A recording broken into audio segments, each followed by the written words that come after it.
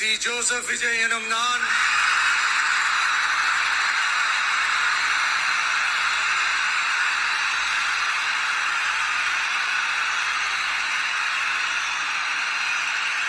சட்டப்படி அமைக்கப்பெற்ற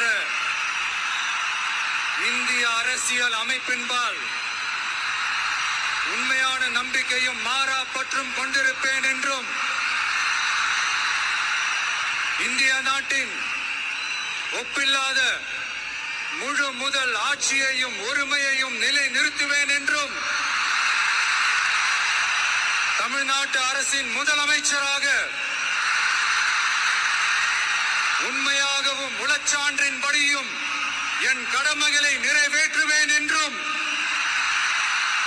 அரசியல் அமைப்பிற்கும் சட்டத்திற்கும் இணங்க அச்சமும் ஒருதலை சார்பும் இன்றி விருப்பு வெறுப்பை விலக்கி பலதரப்பட்ட மக்கள் அனைவருக்கும் நேர்மையானதை செய்வேன் என்றும் ஆண்டவன் மீது ஆணையிட்டு உறுதிமொழிகிறேன்.